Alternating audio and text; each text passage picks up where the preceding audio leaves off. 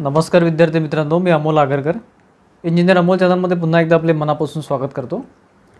महावितरण भरती 2023-24 यामध्ये account assistant, B Com BBA base आणि graduate engineer trainee, diploma engineer trainee, त्यानंतर विद्युत सहायक अशा विविध पोस्टसाठी ॲप्लिकेशन्स आलेले होते किंवा अर्ज त्यांनी घेतलेले होते। त्यामध्ये रिसेंटली एका अपडेटनुसार या महिन्यामध्ये म्हणजे ऑक्टोबरमध्ये अकाउंट असिस्टंट आणि डिप्लोमा आणि डिग्री म्हणजे ग्रॅज्युएट इंजिनियर ट्रेनी आणि डिप्लोमा इंजिनियर ट्रेनी सिव्हिल आणि इलेक्ट्रिकलचे एक्झाम कंडक्ट होणार आहेत। तसे डेटसुद्धा आलेले आहे। त्यामध्ये आजच्या तारखेला अतिशय महत्त्वाचं अपडेट म्हणजे account assistant, junior account assistant आहे। ही पोस्ट आहे, साधारण 500च्या घरामध्ये पोस्ट आहे बीकॉम BBA आणि BMS बेसवर। तर त्यामध्ये अतिशय महत्त्वाचं अपडेट असं आहे की एक्झाम पॅटर्नमध्ये बदल करण्यात आलेला आहे। ऐन म्हणजे 15 दिवसाआधी यांनी हे नोटिफिकेशन दिलेलं आहे किंवा नोटीस दिलेलं आहे आजच्या तारखेला। याआधी जे काही एक्झाम पॅटर्न होतं त्यानुसार 50 प्रश्न 110 मार्क कॉमर्ससाठी किंवा प्रोफेशनल नॉलेजसाठी, त्यानंतर रिजनिंग 40 प्रश्न 20 मार्क, मराठी 40 प्रश्न 20 प्रश्न 10 मार्क आणि ॲप्टिट्यूड 20 प्रश्न 10 मार्क असं एकंदरीत एक्झाम पॅटर्न त्यांनी ऑलरेडी घेतलेलं होतं किंवा याआधीसुद्धा जे एक्झाम झालं त्यामध्ये सुद्धा शेड्यूल केलेलं होतं। परंतु आत्ता 15 दिवसाआधी त्यांनी नोटीस देऊन यामध्ये बदल करण्यात आलेला आहे। यामध्ये काय बदल करण्यात आलेला आहे किंवा ते नोटीस काय आहे ते आपण आधी बघू, बाकी आपण त्यावर पुढच्या जे पोस्ट आपल्या एक्झामचे येणार आहे किंवा पुढच्या जे एक्झाम येणार आहे विविध पोस्टच्या त्यावर त्याचा काय परिणाम होईल त्यावर सुद्धा आपण इथे बोलणार आहे। State electricity distribution company limited Mahavitaran has publish advertisement number 5/2023 for filling vacancies of junior account assistant which was publish on website 29/12/2023। Junior account असिस्टंटचा फक्त उल्लेख केलेला आहे, बाकी कुठल्याही पोस्टचा इथे उल्लेख केलेला नाही आहे, हे लक्षात घ्या। सगळ्यात महत्त्वाचा पॉईंट, तुमच्या मनामध्ये जे कन्फ्युजन असेल आता त्याचं उत्तर देतो मी इथे, ठीक आहे। म्हणजे ज्युनियर अकाउंट असिस्टंटच्या पोस्टबद्दल हे एक्झाम पॅटर्न चेंज झालेलं आहे। Test structure is modified as below and online test will be held accordingly. म्हणजे बघा, जे काही ऑनलाईन स्ट्रक्चर त्यांनी एक्झाम पॅटर्न दिलेला होता तो मॉडिफाय करण्यात आलेला आहे महावितरणद्वारे। ऐन म्हणजे 15 दिवस आधी, एक्झामच्या 15 दिवस आधी यांनी एक्झाम पॅटर्न चेंज केलेला आहे, ठीक आहे। त्यामध्ये त्यांनी प्रोफेशनल नॉलेज म्हणजे तुमचं जे काही बीकॉमचं सिलेबस आहे, तुमचं BBAचं सिलेबस आहे किंवा 25 प्रश्न 50 मार्काला आता राहणार आहे, जे आधी 50 प्रश्न 110 मार्काला होते। म्हणजे याचा वेटेज आता कमी झाला आहे, जे 110चं होतं ते 50वर झालेलं आहे वेटेज, ठीक आहे, मार्कांचं। रिजनिंगचं वाढवलेलं आहे, म्हणजे नॉन टेकचं त्यांनी आता वजन वाढवलेलं आहे, नॉन टेकचं वेटेज वाढवलेलं आहे।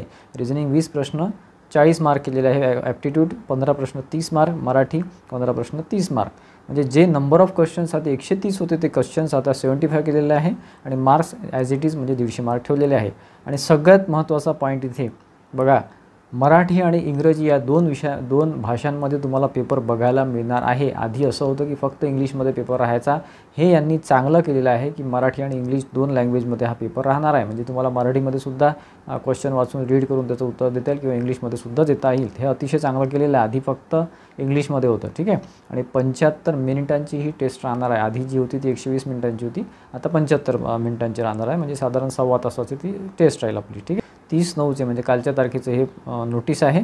बघा, यामध्ये त्यांनी आता प्रत्येक म्हणजे जे काही तुमचं कॉमर्स बेस आहे, BBA बेस आहे, जे सिलेबस आहे त्याला प्रत्येकाला आणि रिजनिंग, ॲप्टिट्यूड आणि मराठी याला प्रत्येकाला एका प्रश्नाला 2 मार्क असं केलेलं आहे। अकाउंट असिस्टंटच्या एक्झाम पॅटर्नमध्ये अतिशय महत्त्वाचा बदल झालेला आहे। तुमचे विद्यार्थी मित्र, तुमचे मित्रमंडळी, तुमच्या परिवारातले जे काही तुमच्या कॉन्टॅक्टमध्ये असतील विद्यार्थी मित्र, त्यांना सगळ्यांना हा व्हिडिओ शेअर करा किंवा ही PDF शेअर करा। आपल्या टेलिग्राम चॅनल आहे इंजिनियर अमोल, त्यावरसुद्धा आपण शेअर केलेली आहे।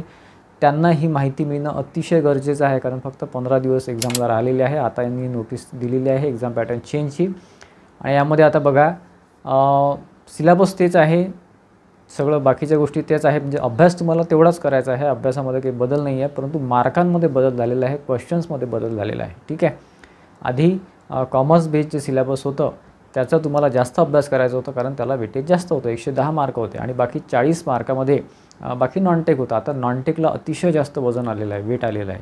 100 मार्कांचं नॉन टेक आहे, म्हणजे रिजनिंग, ॲप्टिट्यूड आणि मॅथ्स आहे, आपलं मराठी आहे।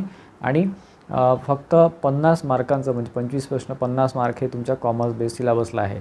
तर यामध्ये जे विद्यार्थी म्हणजे तुमचं बीकॉम BBA झालेलंच आहे आणि जे विद्यार्थी बँकिंगचा एक्झाम या बँकिंगच्या एक्झामसाठी ट्राय करत असतील, तयारी करत असतील, त्यांचा इथे जास्त फायदा होण्याची शक्यता आहे, ठीक आहे।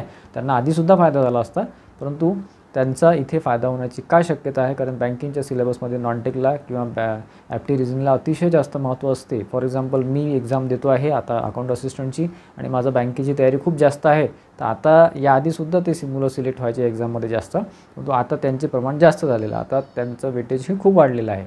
कारण की आता तुम्ही जर BCom आहे, तुमचा जर खूप जास्त अभ्यास कॉमर्सचा झालेला आहे किंवा तुमचा BCom बेस झालेला आहे, परंतु तुमचा ॲप्टिट्यूड रिझनिंग आहे की मुलांचा ॲप्टिट्यूड रिझनिंग 40 मार्क आहे, त्याच्यामध्ये अभ्यासच करत नाही.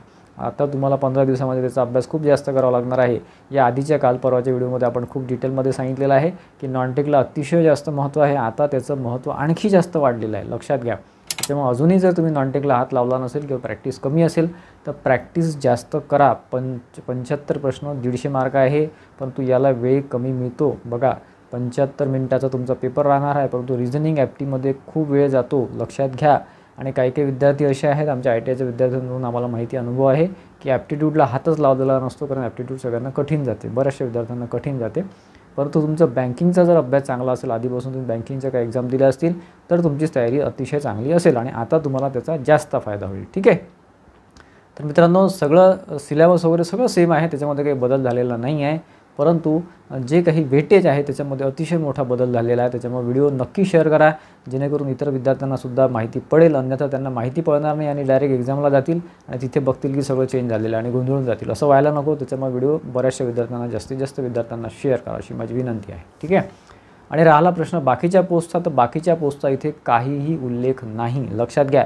त्याच्यामुळे बाकी पोस्ट जे आहेत किंवा ग्रॅज्युएट इंजिनिअर ट्रेनिंग किंवा डिप्लोमा इंजिनिअर ट्रेनिंग किंवा विद्युत सहायक असेल, विद्युत सहायकची अजून डेट फिक्स झालेली नाही आहे, त्यांनी इथे काळजी करण्याची काहीही गरज नाही असं मला तरी वाटते. माझं ओपिनियन, माझं मत असं आहे. डिपार्टमेंट काय करतील काय आपण भरोसा नाही करू शकत त्यांचा, परंतु माझ्या मते तरी जो पॅटर्न आधीचा होता तोच राहणार आहे. बाकी एक्झामसाठी फक्त अकाउंट असिस्टंटसाठी यांनी चेंज केलेलं आहे. त्यांना बाकीचं जर चेंज करायचं असतं तर आताच त्यांनी या नोटीसमध्येच त्यांनी बाकीच्या पोस्टसुद्धा टाकलेल्या असतात. हे माझं मत आहे बरं. बाकी पुढे काय होईल आता बघू आपण.